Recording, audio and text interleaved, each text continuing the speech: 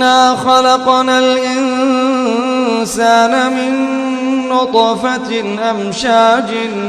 نبتليه فجعلناه سميعا بصيرا۔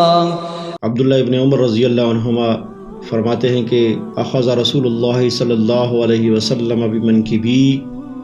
فقال کن فی الدنیا کأنک غریب او عابر السبیل، ہو جا تو دنیا میں اس طرح جیسے ایک مسافر ہوتا ہے یا راہ چلنے والا۔ ہزاروں لوگ اس دنیا میں روزانہ آتے ہیں اور ہزاروں لوگ اس دنیا سے روزانہ چلے جاتے ہیں، یعنی ہزاروں لوگ اس دنیا میں روزانہ پیدا ہوتے ہیں اور ہزاروں لوگ روزانہ اس دنیا کے اندر وفات پاتے ہیں، فوت ہو جاتے ہیں، اس دنیا سے چلے جاتے ہیں۔ یہ ایک اٹل حقیقت ہے کہ جو انسان اس دنیا میں آیا ہے اس کو ایک نہ ایک روز واپس جانا ہے۔ آج ہمیں اس بات کو سمجھنے میں غلطی لگی ہے اور ہم نے یہ سمجھ لیا ہے کہ ہم اس دنیا میں ہمیشہ کے لیے آئے ہیں۔ یہی وجہ ہے کہ آج یہ جو حالات ہمارے سامنے ہمیں نظر آتے ہیں کہ ہر طرف لوٹ مار ہے، دھوکہ ہے، چور بازاری ہے، ہر طرح کا غلط کام کرنے میں لوگ مصروف ہیں، مہنگائی کا زور ہے، ذخیرہ اندوزی کا زور ہے، ملاوٹ کا زور ہے، سودی کاروبار کرتے ہیں لوگ، سود پر قرضے دیتے ہیں، لینے والا بھی سود پر قرضہ لیتا ہے اور اپنی مجبوری ظاہر کرتا ہے۔ اصل معاملے کو کسی نے سمجھنے کی ضرورت ہی محسوس نہیں کی کہ رسول اللہ صلی اللہ علیہ وسلم نے عبداللہ ابن عمر رضی اللہ عنہما کو کندھے سے پکڑا ہے اور پھر فرمایا ہے کہ تم دنیا میں اس طرح ہو جاؤ جیسے ایک مسافر ہوتا ہے یا جیسے ایک راہ چلنے والا راہگیر ہوتا ہے، تمہیں اس دنیا کے اندر ایسے رہنا ہے۔ اور اٹل حقیقت یہ ہے کہ کل نفس ذائقۃ الموت، بے شک ہر جاندار نے، ہر نفس نے موت کا مزہ چکھنا ہے، یعنی جو اس دنیا کے اندر آیا ہے اس کو ایک نہ ایک روز واپس ضرور جانا ہے۔ کوئی پیدا ہوتے ہی چلا جاتا ہے، کوئی چند سالوں کا ہو کر چلا جاتا ہے، کوئی جوانی کی عمر میں واپس چلا جاتا ہے، کوئی ادھیڑ عمری میں واپس چلا جاتا ہے، کوئی بوڑھا ہو کر واپس چلا جاتا ہے۔ تو جانا سب نے ہے، اس بات کو اکثریت نے بلا دیا ہے اور یہ سمجھ لیا ہے کہ ہمیں اس دنیا کے اندر ہمیشہ کے لیے رہنا ہے، اور پھر اسی غلط فہمی کی وجہ سے انسان اس حد تک آ چکا ہے کہ وہ ذخیرہ اندوزی کرتا ہے، وہ دنیا بنانے کے چکروں میں ایک گاڑی ہے تو اس سے بڑی گاڑی بن جائے، ایک چھوٹا مکان ہے تو اس سے بڑا مکان بن جائے، میرا بینک بیلنس اتنا ہے تو یہ اتنا ہو جائے، میرے پاس تھوڑا مال ہے یہ زیادہ ہو جائے۔ اس چکر میں پھر کیا کرتا ہے، وہ ناجائز اور جائز کا بھی خیال نہیں رکھتا، حلال اور حرام کا بھی خیال نہیں رکھتا ہے، لوگوں کے ساتھ دھوکہ فراڈ کرتا ہے، ملاوٹ کرتا ہے، ناپ تول میں کمی کرتا ہے، جائز اور ناجائز طریقے سے مال کماتا ہے، اپنی خواہش نفس کے لیے، اپنی عیش و عشرت کی زندگی کو پورا کرنے کے لیے، کیونکہ سمجھ لیا گیا ہے کہ یہ دنیا ہی میری جو ہے وہ ہمیشہ رہنے کی جگہ ہے۔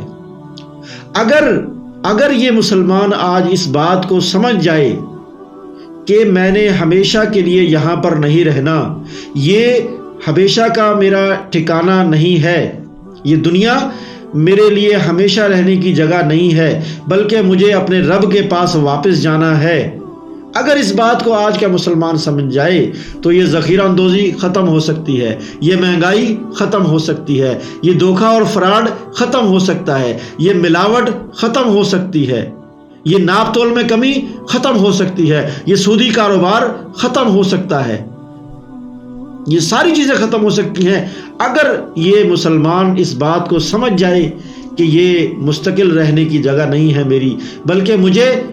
رسول اللہ صلی اللہ علیہ وسلم کے فرمان کے مطابق ایک مسافر کی طرح رہنا ہے، ایک راہگیر کی طرح رہنا ہے۔ دیکھیے مسافر جو ہوتا ہے اس کی نظر اپنی منزل پر ہوتی ہے، وہ سفر طے کرتا ہوا اپنی منزل کی طرف پہنچنے کی کوشش کرتا ہے، وہ اس راستے کے اندر ٹھہرتا نہیں ہے، وہ اس راستے کو اپنا مستقل ٹھہرنے کی جگہ نہیں بناتا، بلکہ وہ ضرورت کے لیے اگر اس کو کوئی ضرورت پڑتی ہے تو وہ چند لمحوں کے لیے، چند گھنٹوں کے لیے وہاں پر ٹھہرتا ہے اور اس کے بعد پھر اپنی منزل کی طرف رواں دواں ہو جاتا ہے، کیونکہ اس کی نظر، اس مسافر کی نظر اپنی منزل پر ہوتی ہے۔ اور مسلمان جو ہے اس کی نظر آخرت پر ہونی چاہیے تھی، اس کی نظر اس دنیا پر لگ گئی ہے، اس دنیا کو بنانے کے چکروں میں لگ گئی ہے، اور اس نے اللہ رب العزت کا جو فرمان ہے اس کو بھی بھلا دیا ہے۔ اللہ رب العزت نے تو فرمایا ہے انما هذه الحیات الدنیا متاع، یہ دنیا کی زندگی، بے شک یہ دنیا کی زندگی جو ہے یہ تو فانی ہے، یہ ختم ہو جانے والی ہے، یہ ہمیشہ ہمیشہ کے لیے نہیں ہے۔ یہ دنیا کی زندگی تو ایک سامان زندگی ہے، تمہیں سامان دیا ہے، اس کو استعمال کرو، اپنی دنیا کی زندگی گزارو، یہ تمہارا مستقل ٹھکانہ نہیں ہے۔ اور پھر فرمایا وَإِنَّ الْآخِرَةَ هِيَ دَارُ الْقَرَارِ، اور بے شک آخرت جو ہے وہ ہمیشہ رہنے کی جگہ ہے، آخرت کا گھر ہمیشہ کا گھر ہے۔ تو آخرت پر مسلمان کی نظر ہونی چاہیے، ایک مومن کی نظر جو ہے وہ راستے پر نہیں بلکہ منزل پر ہونی چاہیے، اس دنیا پر نہیں بلکہ آخرت پر ہونی چاہیے۔ عبداللہ ابن مسعود رضی اللہ تعالیٰ عنہ بیان کرتے ہیں کہ رسول اللہ صلی اللہ علیہ وسلم ایک جگہ پر آرام فرما ہیں، اور جب اللہ کے رسول صلی اللہ علیہ وسلم بیدار ہوئے، اٹھے، کھڑے ہوئے، تو ہم نے دیکھا کہ رسول اللہ صلی اللہ علیہ وسلم کے پہلو پر چٹائی کے نشان پڑ گئے ہیں۔ تو ہم نے عرض کیا اللہ کے رسول صلی اللہ علیہ وسلم آپ کے لیے ایک نرم بچھونا نہ تیار کر دیں؟ تو رسول اللہ صلی اللہ علیہ وسلم کا جواب سنیے، جن کی محبت کا ہم دم بھرتے ہیں، جن کو ہم اپنا نبی مانتے ہیں، جن کو ہم اپنا قائد مانتے ہیں، جن پر ایمان لانے کے بغیر ہمارا ایمان مکمل نہیں ہوتا،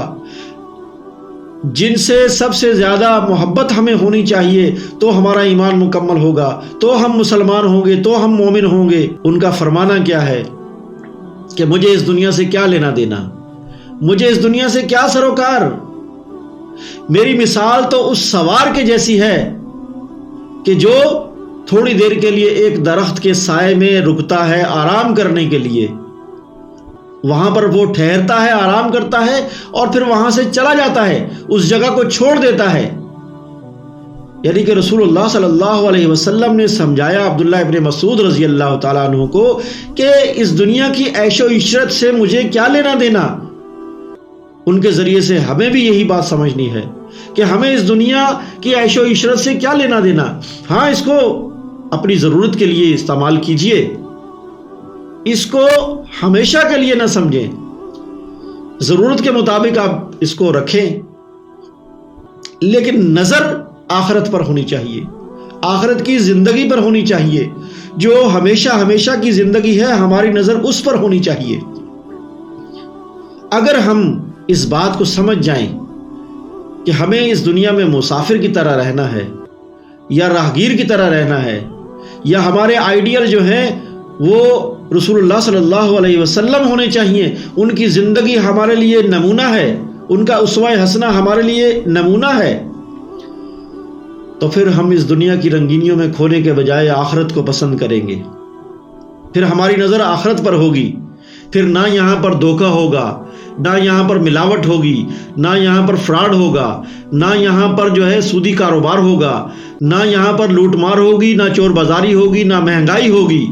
سارے اس بات کو سمجھ جائیں گے کہ ہمیں اس دنیا میں مستقل نہیں رہنا، بلکہ ایک وقت تک کے لیے رہنا ہے، یہ دنیا ہمارا مستقل ٹھکانہ نہیں۔ پھر یہ مسلمان نہ کوٹھی کے چکروں میں پڑے گا، نہ ایک گاڑی سے دوسری گاڑی کے چکروں میں پڑے گا، بلکہ جو اس کے پاس ہوگا اس پر اللہ کا شکر ادا کرے گا۔ ہم دنیا کی زندگی کی بات کرتے ہیں، اللہ رب العزت نے ترغیب دی ہے قرآن حکیم کے اندر، بل تؤثرون الحیات الدنیا والآخرۃ خیر وابقی۔ کیا ہے کہ تم دنیا کی زندگی کو ترجیح دیتے ہو، حالانکہ اس کے مقابلے میں آخرت جو ہے وہ بہت بہتر ہے۔ آخرت باقی رہنے والی زندگی ہے، آخرت ہمیشہ ہمیشہ کے رہنے والی زندگی ہے۔ تو ہمیں کوشش کرنی ہے کہ ہم اس دنیا کے اندر رسول اللہ صلی اللہ علیہ وسلم کے فرامین کے مطابق رہیں، جس طرح کہ رسول اللہ صلی اللہ علیہ وسلم نے عبداللہ ابن عمر رضی اللہ عنہما کو نصیحت کی ہے کہ تم دنیا کے اندر ایسے رہو جیسے ایک مسافر رہتا ہے، یا ایک راہگیر رہتا ہے، یا ایک راہ چلنے والا رہتا ہے۔ اور پھر اللہ رب العزت نے بھی فرمایا ہے کہ یہ دنیا کی زندگی تو فانی ہے اور آخرت جو ہے وہ ہمیشہ رہنے والی ہے۔ ہماری نظر آخرت پر ہونی چاہیے۔ اگر آخرت پر ہوگی ہماری نظر تو آج یہ جو جتنے برے حالات ہمارے ملک کے ہو چکے ہیں، غریبوں کے ہو چکے ہیں، یہ بالکل نہیں رہیں گے۔ ذخیرہ اندوز جب اس بات کو سمجھ جائے گا کہ مجھے ہمیشہ یہاں نہیں رہنا ہے تو پھر وہ ذخیرہ اندوزی نہیں کرے گا۔ مہنگائی کرنے والے، اپنی دنیا بنانے کے چکروں میں دوسروں کی دنیا کو برباد کرنے والے مہنگائی نہیں کریں گے، کیونکہ انہیں پتہ ہے کہ ہمیں ہمیشہ کے لیے یہاں پر نہیں رہنا، بلکہ ہمیں اس دنیا کو چھوڑ کر ایک نہ ایک دن